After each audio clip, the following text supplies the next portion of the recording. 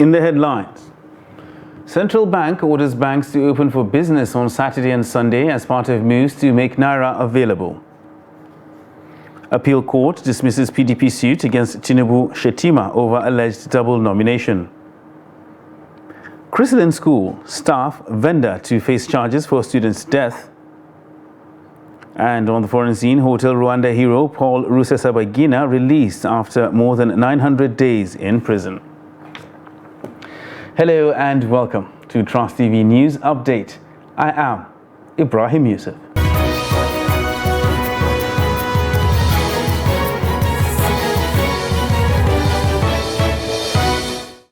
Hello and welcome once again. The Central Bank of Nigeria has ordered all commercial banks to open for operations on Saturdays and Sundays. This, according to the Apex Bank, was part of efforts to ease circulation of banknotes of various denominations. The statement signed by the CBN Acting Director of Corporate Communications Department, Isa Abdulmumin, on Friday, said that evacuation of banknotes from his vaults to commercial banks across the country had begun. The statement noted that a substantial amount of money in various denominations had been received by commercial banks for onward circulation to their respective customers, even as it prevailed on banks to conduct physical operations in banking halls through the weekends. Meanwhile, the scarcity of Naira notes is still taking a toll on residents of the Federal Capital Territory, Abuja, days after the Central Bank of Nigeria directed banks to collect old Naira notes deposited at the Apex Bank's branches nationwide. Point-of-sale operators are still charging, contrary to expectations that the directive and resultant availability will change the situation. Zainab Garay speaks to POS operators and residents to find out why the situation remains the same. Residents of the Federal Capital Territory expressed dismay on high charges by POS operators, which has made a difficult situation even worse. Even with the directives of the CBN to banks to collect the old Naira notes, people are still cash-strapped and calling on the government to do the needful. Even to see the money saved. Even to see 1,000 naira, you then charge you 400 naira, so you will not mind. Like me, presently 6 months I've been turning around to see whether I can even withdraw even a 500 naira account. I believe the government know what to do, especially the CBN. Everything is under their custody. It's just for them to do the right thing. Some said the situation has forced many to trek from their various destinations to their places of work, a situation they described as unbearable. If you want to withdraw 1,000, I have to pay 200. You transfer for person you buy something for. Withdraw and transfer, that is 200 per charge. For me to transport come here now, it's not easy. I have to trek like some minutes before I get to where I can manage the one I have in my pocket. Point-of-sale operators also said they buy money to get money, adding that they spend days before getting the little cash they give. Sometimes we do 1,000 for like 200, depending on how you are able to get the cash. Sometimes we buy the cash. If we buy for 100 naira, we do for them 200 naira. And if we get for like 50 naira, we do for them. Just depend how we get the cash. That's how we do for our customers, but it's not regular. The cashless policy is too much. Even to transact money itself, the charges is too much. We suffer too much. The thing they hook us, like even us to come out, transport, even us to enter anywhere, we cannot do transaction because some they refuse. They called on the Central Bank of Nigeria to go beyond giving directives to make the Naira notes available to make lives more easier for the people. Zainab Garay, Trust TV News, Abuja. And to politics now, where the Court of Appeal in Abuja on Friday evening dismissed an appeal by the People's Democratic Party seeking the disqualification of the presidential candidate of the All Progressives Congress, Bola Ahmed Tinubu, and his vice presidential candidate, Kashim Shettima, in the February 26 election. A three-member panel headed by Justice James Abundaga in a unanimous judgment held that the PDP failed to establish that it has locus standi to institute the case. The PDP had prayed the appellate court to reverse the January 13th judgment, delivered by Justice Inyang Ekwo of the Federal High Court, Abuja, which dismissed its suit on the grounds that the PDP lacked locus standi to have instituted the suit. While the PDP was the appellant, the Independent National Electoral Commission, INEC, APC, Tinubu and Shettima were respondents in the appeal. The PDP had in the suit filed on July 28, 2022, challenged the validity of the Tinubu-Shettima ticket for the 2023 presidential election. It argued that Shettima's nomination as the running mate was in breach of the provisions of Section 29, subsection 1, 33, 35 and 84, subsections 1 and 2 of the Electoral Act 2022 as amended, claiming that Shettima had double nominations. Meanwhile, the Court of Appeal in Abuja has upheld the election of Governor Ademola Adeleke as Governor of Osun State. A three-member panel of justices presided by Justice Muhammad Lawal Shuaibu on Friday held that the All Progressives Congress candidate and former Governor Gboyega Oyetola failed to prove allegations of overvoting against the People's Democratic Party. Following the governorship polls in the state, an election petition tribunal had sacked Adeleke from office, ruling that the People's Democratic Party candidate did not score majority of lawful votes during the July 16th governorship polls. The report. Just like the hearing on the 13th of March, the courtroom is filled with the supporters of APC and PDP in Osun State. In a unanimous agreement by a three-man panel led by Justice Muhammad Shuaib, the Court of Appeals squashed the tribunal's judgment and gave its verdict to uphold Adeleke as the rightful governor of Osun State. The court also ordered APC and its candidate to pay the sum of 500,000 naira. However, the panel dismissed Adeleke's claim that the comment by the chairman of the governorship election petition tribunal did not show bias. Judgment has been delivered in respect of all the appeals before this Court of Appeal this afternoon. They allowed all the appeals filed by the governor-elect Senator Ademola Adeleke. He won his appeal. The PDP as a political party won his appeal. INEC as an appellant before this Court of Appeal won the appeal. So the totality of the appeal presented before the Court of Appeal herein have succeeded, and the court has affirmed that Senator Ademola Adeleke remains the governor of Osun State. The counsel to APC said they will study the judgment and make a decision later. There are so many issues involved in this appeal. Some of the issues we won, a bit more of the issues we lost. Overall, we lost the appeal. But it's so interesting that we believe that as soon as we collect the various judgments, which are all more or less the same, by Monday we would study the judgment and then make our decision. But it's most likely, because of the very interesting nature of the decisions made, that the matter will not end here. The judge faulted Oyetola and APC that they only relied on the data from the back-end server and failed to look at the voters' register, which forms the foundation of the whole electoral process, and as such cannot strengthen the allegations of overvoting.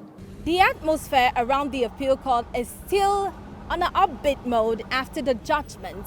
But one thing worthy of notice is the fact that cross appeal that was instituted by the first and second respondent, that is APC and Oyetola, was dismissed. That appeal centered around the educational qualification of Governor Adeleke, and it was dismissed for lack of merit. From the appeal court in Abuja, Martia Umar, reporting for Trust TV. Meanwhile, the All Progressives Congress in Osun State said the party will study the judgment of the appeal court, which was delivered in favor of the People's Democratic Party and its candidate Ademola Adeleke. The party also disclosed that it will proceed without delay to the next constitutional means of seeking justice at the highest court of the land. Recall that the appeal court sitting in Abuja in a judgment on Friday affirmed the electoral victory of Ademola Adeleke as governor of Osun State. The Osun Governorship Election Petition Tribunal had in January upturned a delegate's election and directed the Independent National Electoral Commission to issue Adegboyega Oyetola of the APC a certificate of return. In a statement on Friday, the acting chairman of the party in the state, Tajuddin Lawal, enjoined all members to keep their hopes alive. Reacting, the Osun People's Democratic Party in a statement called on former Governor Adegboyega Oyetola and the Osun APC to bury the hatchet and congratulate Governor Ademola Adeleke. The Lagos State Government says a case of involuntary manslaughter, in addition to reckless and negligent acts, has been established against Chrisland School, some members of staff, and a vendor in the death of student Whitney Adeniran.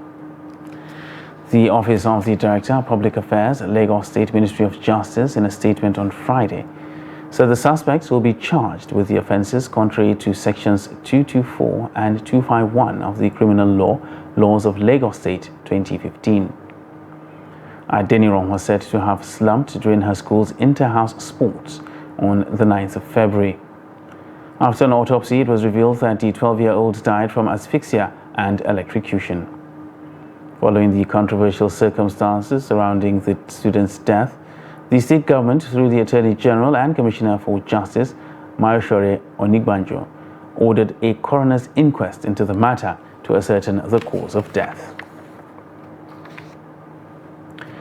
And still staying in Lagos, the state's Ministry of Justice has initiated a prosecution of Oluwaseun Osibanjo, driver of the BRT bus that collided with a moving train in Lagos on March 9th.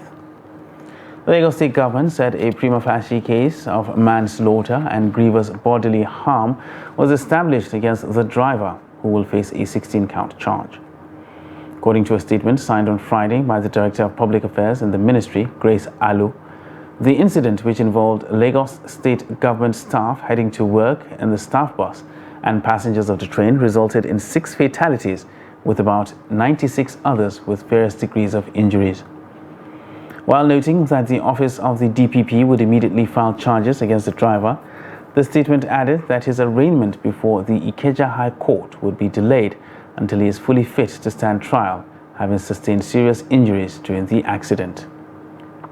It will be recalled that the Lagos State Government staff bus collided with a train on March the 9th at the PWD railway crossing at Ikeja, and the train dragged the bus with its passengers along the tracks until it came to a stop at Shogunle, a suburb of Ikeja. Still with us on Trust TV's news update. Still ahead, we take a look at assessing media coverage of 2023 elections. Details of this and more after the break. You stay with us.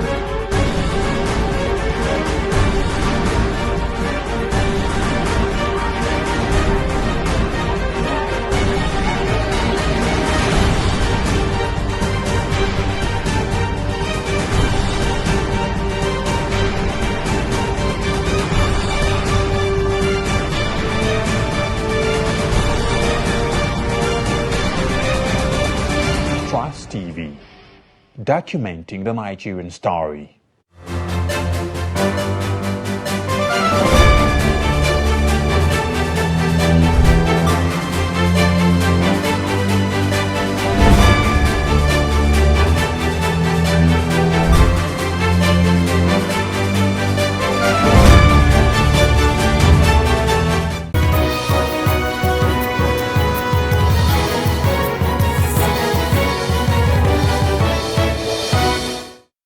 Welcome back, and thanks for staying with us on Trust TV's News Update. Now let's recap our top stories.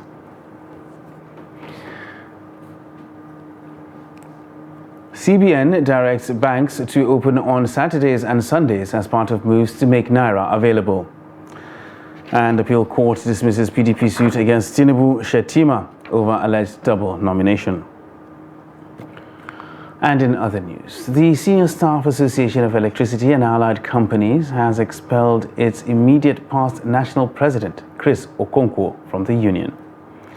President General of the union, Chika Ben, and General Secretary Nnamdi Ajibo, in a statement on Friday, accused Okonkwo of refusing to fully hand over the union's property in his possession after the expiration of his tenure in April 2022. The association added that rather than vacate office, Okonkwo arrogated himself the powers of the president of the union by directing and issuing orders. While commending the conventional media for its role, media practitioners raised concern on the activities of social media handlers, especially during the collation of results in the general election. The report. Media is always an important stakeholder during the electioneering period. The just concluded 2023 general election is not an exception, as Nigerian media active took part in the process. I have personally visited over 500 polling units in Kaduna North, South, Igabi and Kajuru. And I saw what the media did. Actually, they did a perfect job, even for some hiccups here and there. Especially when results started trickling out. You find us writing results even before the Electoral Commission announced that result. But this time around, I saw a complete thing. We are very careful, especially the conventional media. I can say that the media need to improve more with the investigation. We have not done very much in the area of investigation. You only rely on what the INEC officials announce. We refuse to go deep down to find out, make finding on our own. The concerns raised by these media practitioners is the abuse of social media and the propagation of fake election results on many platforms, which could have caused rancor. What we are having on Facebook, all the social media of 18, you see them declaring results while collation is still ongoing. So the worst thing that is happening to our election these days is that of the issue of social media. You find out results this time around flying at the social media, different platforms, Facebook, Instagram. You find results that are not announced by INEC. And this is very dangerous to democracy because it can spark crisis.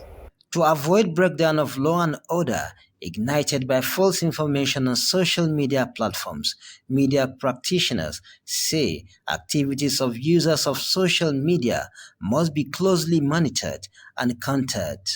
In fact, they cause crisis in some part of the states where you see them, people so much believed in the Facebook results than the one that is coming out officially from the INEC portal. There must be regulation like other countries.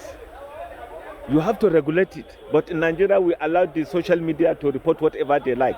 The propagators of this fake news should be really seriously checkmated, because I understand that they are working to serve their masters. Their masters are there behind the curtain. They hide somewhere. They'll be paying them to favor their masters because of political difference. According to them, the success of the 2023 election could be attributed to the contribution of the media in its professional and unbiased reportage of the entire electioneering period. Bello Musa, Trust TV News, Kaduna.